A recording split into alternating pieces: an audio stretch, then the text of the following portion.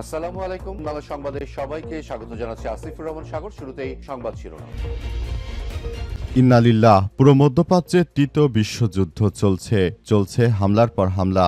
জায়নবাদী দখলদারদের কোনোভাবে ছাড় দেবে না ইরানের ইসলামী বিপ্লবী গার্ড বাহিনী। মার্কিন যুক্তরাষ্ট্র এবং ইহুদিবাদী ইসরায়েল তারা অনেক চেষ্টা করে ইরানের বিরুদ্ধে তারা কাজ করার চেষ্টা করে ব্যর্থ হয়ে এখন ইরানের সঙ্গে যুদ্ধবিরতি করার জন্য পাকিস্তানের হাতে পায়ে ধরে অনেক চেষ্টা চালিয়ে যাচ্ছে। তবে ইরান সাফ জানিয়ে দিয়েছে যে তারা তাদের 10 দফা চুক্তি যদি ডোনাল্ড ট্রাম্প মেনে না নেয় তাহলে এই চুক্তি তারা করবে না। এই ঘোষণার পর মার্কিন প্রেসিডেন্ট ডোনাল্ড ট্রাম্প ধরাশায়ী। তিনি যে কোনো উপায়ে এবার ইরানের হাতে পায়ে ধরে পাকিস্তানের হাতে পায়ে ধরে যুদ্ধবিরতি করাতে তারা ইরানকে রাজি করানোর অনেক চেষ্টা চালিয়ে যাচ্ছে। আর এই মুহূর্তে আমাদের হাতে এসেছে যুদ্ধের সর্বশেষ গুরুত্বপূর্ণ সবথেকে তাজা আপডেট সংবাদ আপনাদের জানিয়ে দিব। প্রথমে জানাবো, শীঘ্রই শেষ হবে ইরানের সঙ্গে যুদ্ধ বললেন ডোনাল্ড ট্রাম্প। মার্কিন প্রেসিডেন্ট ডোনাল্ড ট্রাম্প বলেছেন ইরানের সঙ্গে যুদ্ধ খুব শীঘ্রই শেষ হবে। নেভাডা অঙ্গরাজ্যের লাস ভেগাসে এক অনুষ্ঠানে ট্রাম্প বলেন ইরানের সঙ্গে যুদ্ধ খুব ভালোভাবে এগোচ্ছে, এই যুদ্ধ খুব শীঘ্রই শেষ হবে। এর আগে হোয়াইট হাউসে ট্রাম্প বলেছেন যে যুক্তরাষ্ট্র ইরানের সঙ্গে চুক্তি করার খুব কাছাকাছি অবস্থানে রয়েছে। তেহরান তাদের সমৃদ্ধ ইউরেনিয়াম হস্তান্তর সহ প্রায় সবকিছুতে রাজি হয়েছে। তবে ইরান সরাসরি এসব বিষয় নাকচ করে দিয়েছে। তারা বলছে আমরা এক চুল ইউরেনিয়ামও মার্কিন যুক্তরাষ্ট্রের কাছে হস্তান্তর করব না। এরপর জানাবো, যুদ্ধবিরতি শুরুর 1 ঘণ্টার মধ্যেই লঙ্ঘনের অভিযোগ দক্ষিণ লেবাননে গোলাবর্ষণ। যুদ্ধবিরতি আনুষ্ঠানিকভাবে কার্যকর হওয়ার 1 ঘণ্টারও কম সময়ের মধ্যে তা লঙ্ঘনের অভিযোগ উঠেছে। লেবাননের রাষ্ট্রীয় সংবাদ সংস্থা জানিয়েছে দক্ষিণাঞ্চলের খিয়াম ও দিব্বিন শহরে ইসরায়েলি বাহিনী গোলাবর্ষণ থামায়নি। প্রতিবেদনে বলা হয়েছে যে গোলাবর্ষণের পাশাপাশি ওইসব এলাকায় মেশিনগানের গুলিবর্ষণ সহ ব্যাপক সামরিক তৎপরতা চালানো হচ্ছে। এদিকে কোনো দেশকে হুমকি দেওয়ার অধিকার ট্রাম্পের নেই বলে জানিয়েছেন ব্রাজিলের প্রেসিডেন্ট। বিশ্ব রাজনীতিতে উত্তেজনা বাড়ার মধ্যেই যুক্তরাষ্ট্রের প্রেসিডেন্ট ডোনাল্ড ট্রাম্পকে কঠোর ভাষায় সমালোচনা করেছেন ব্রাজিলের president Luiz Inacio Lula da Silva. তিনি জানিয়েছেন যে ঘুম থেকে ওঠে কোনো দেশকে হুমকি দেওয়ার অধিকার মার্কিন প্রেসিডেন্ট ডোনাল্ড ট্রাম্পের নেই। তিনি অবৈধ একটি সরকার হয়ে তিনি কিভাবে ইরানকে হুমকি ধামকি দিচ্ছেন? ইরান একটি গণতান্ত্রিক রাষ্ট্র। ইরানকে হুমকি ধামকি দেওয়ার মতো কোনো অধিকার মার্কিন প্রেসিডেন্ট ডোনাল্ড ট্রাম্পের নেই। তিনি ফাঁকা বুলি ছাড়ছেন বলে অভিযোগ করেছেন তিনি। তার এই মন্তব্য শোনার পর মার্কিন প্রেসিডেন্ট ডোনাল্ড ট্রাম্প চরমভাবে হতাশায় পড়েছে। কারণ দক্ষিণ আমেরিকার মধ্যে একটি শক্তিশালী রাষ্ট্র হচ্ছে ব্রাজিল। তারা সরাসরি মার্কিন যুক্তরাষ্ট্রের বিপক্ষে দাঁড়িয়েছে। এতে মার্কিন যুক্তরাষ্ট্র ব্যবসায়িকভাবে চরম ঝুঁকির মধ্যে পড়তে চলেছে। এবারে জানাবো, সিরিয়ায় 10 বছরের মার্কিন সামরিক উপস্থিতির অবসান, শেষ ঘাঁটিও ছাড়ল যুক্তরাষ্ট্র। মধ্যপ্রাচ্যে ভূ রাজনীতিতে এক বড় পরিবর্তনের ইঙ্গিত দিয়েছে সিরিয়া থেকে নিজেদের সর্বশেষ সেনা সদস্যদের প্রত্যাহার করে নিয়েছে যুক্তরাষ্ট্র। আজ দেশটির হাসাকা অঞ্চলে কাসরাক সামরিক ঘাঁটি থেকে মার্কিন সেনারা সরে যাওয়ার মাধ্যমে প্রায় 1 দশকের সামরিক উপস্থিতির অবসান ঘটে। এবং সর্বশেষ জানাবো, কোথাও কোথাও 7 থেকে 10 ঘন্টারও বেশি লোডশেডিং দেওয়া হচ্ছে। গ্রীষ্মের দাবদাহ বাড়ার সঙ্গে সঙ্গে দেশে লোডশেডিং এর পরিস্থিতি আরও ভয়াবহ রূপ নিয়েছে। রাজধানীর তুলনায় দেশের মোফাসল ও গ্রামগুলোতে বিদ্যুতের জন্য হাহাকার সব থেকে বেশি। কোথাও কোথাও দিনে এবং রাতে মিলিয়ে 7 থেকে 10 ঘন্টার বেশি বিদ্যুৎ থাকছে না বলে খবর পাওয়া গেছে। জ্বালানি সংকট এবং বিদ্যুৎ কেন্দ্রের কারিগরি ত্রুটির কারণে সামনের দিনগুলোতে এই পরিস্থিতি আরো অবনতি হবে বলে ধারণা করা হচ্ছে। প্রিয় দর্শক, এতক্ষণ শুনছিলেন সংবাদ শিরোনাম, এবারে বিস্তারিত। তবে তার আগে বন্ধুরা অনুরোধ থাকবে এই সংবাদটিতে একটি লাইক দিন। এই চ্যানেলে আপনি নতুন হয়ে থাকলে আমাদের সংবাদটি দেখতে দেখতে চ্যানেলটি সাবস্ক্রাইব করে রাখুন। কমেন্ট করে বন্ধুরা আপনার মূল্যবান মতামত জানিয়ে দিন আপনি বিশ্বের কোন দেশ থেকে বা বাংলাদেশের কোন স্থান থেকে আমাদের সংবাদটি দেখছেন এবং শুনছেন। আর বন্ধুরা, ইরান ইসরায়েল যুদ্ধে আপনি কোন দেশকে সমর্থন করেন সেটি কমেন্ট করে আমাদেরকে জানিয়ে দিতে পারেন। আপনি যে দেশকে ভালোবাসেন সেই দেশের নাম কমেন্ট করে পুরো বিশ্ববাসীকে জানিয়ে দিতে পারেন। এবারে বিস্তারিত। শীঘ্রই শেষ হবে ইরানের সঙ্গে যুদ্ধ বললেন ডোনাল্ড ট্রাম্প। মার্কিন প্রেসিডেন্ট ডোনাল্ড ট্রাম্প অবশেষে মুখ খুলেছেন। তিনি জানিয়েছেন যে অবশেষে ইরানের সঙ্গে যুদ্ধ শেষ হতে চলেছে। মার্কিন প্রেসিডেন্ট আশাবাদ ব্যক্ত করেছেন যে ইরানের সঙ্গে যুদ্ধ খুব শীঘ্রই শেষ হতে পারে।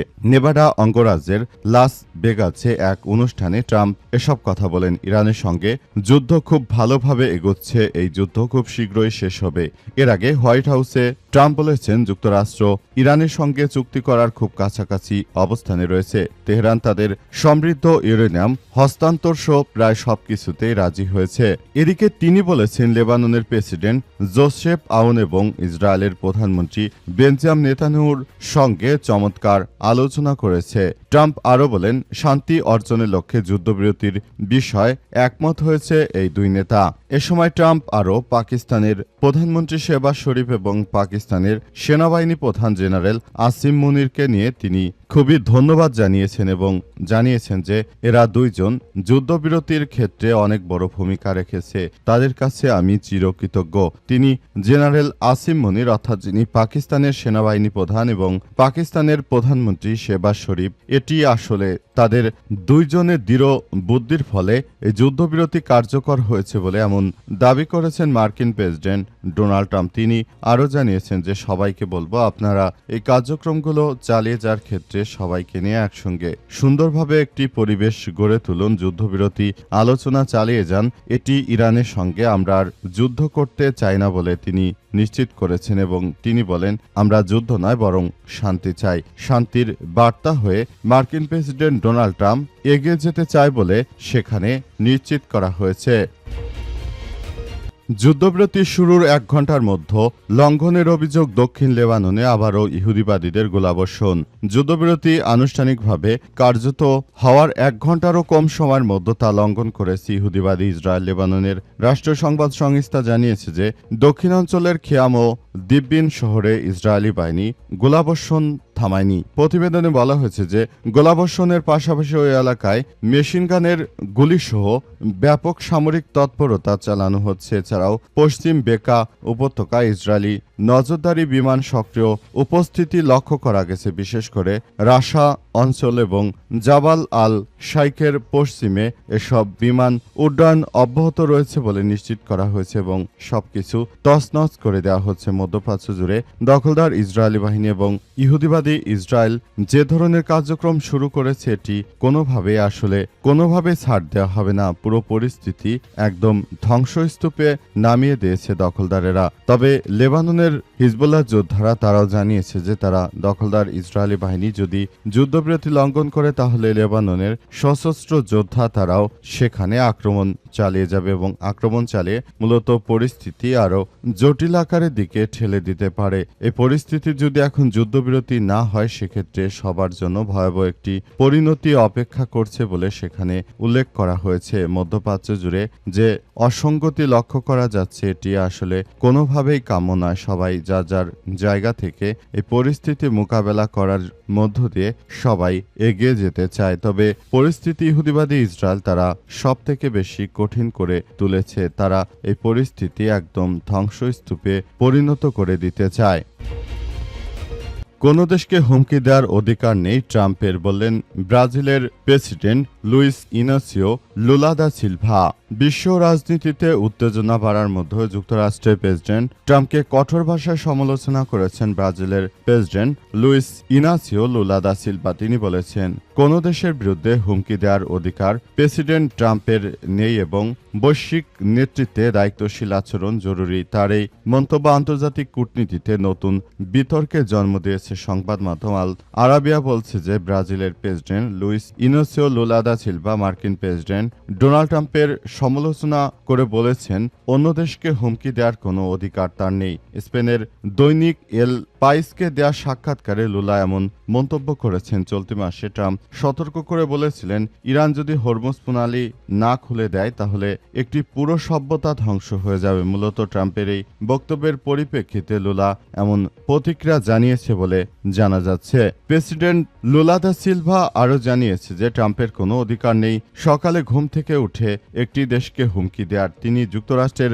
সংবিধানের কথা উল্লেখ করে সেখানে যুদ্ধ পররাষ্ট্রনীতির ক্ষমতা ক্ষমতা কংগ্রেস ও প্রেসিডেন্টের মধ্যে ভাগ করা হয়েছে। ৮০ বছর বয়সী এই বামপন্থী নেতা আরও বলেছেন, শান্তি বজায় রাখতে শক্তিশালী নেতাদের আরও বেশি দায়িত্বশীল হওয়া জরুরি। মূলত বহুপাক্ষিকতা, আন্তর্জাতিক বাণিজ্য ও জলবায়ু পরিবর্তন মোকাবেলার মতো বিভিন্ন ইস্যুতে লুলা দা সিলভা ৭৯ বছর বয়সী ট্রাম্প বিরোধী অবস্থানে রয়েছেন। গত বছর দুই নেতার বৈঠকের মাধ্যমে কিছুটা উত্তেজনা কমে, এতে বাণিজ্য শুল্ক কমানো হয়। তবে ব্রাসিলিয়া ওয়াশিংটন সম্পর্ক এখনও টানাপোড়েনের মধ্যে রয়েছে বলে জানা গেছে এবং প্রেসিডেন্ট ট্রাম্পের এই ধরনের নৈরাজ্যকর পরিস্থিতি তিনি কখনোই মেনে নেবেন না বলে জানিয়েছেন।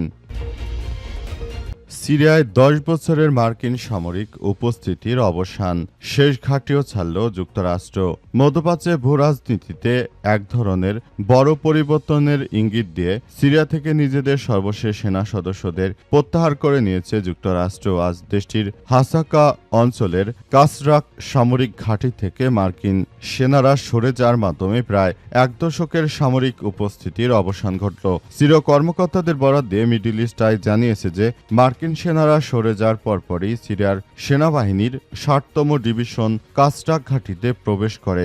এই ঘাঁটিতে একটি গুরুত্বপূর্ণ বিমান ঘাঁটিও ছিল। মূলত ২০১৫ সাল থেকে ইসলামিক স্টেট বিরোধী লড়াইয়ের নাম দিয়ে মার্কিন বাহিনী সিরিয়ায় অবস্থান করে।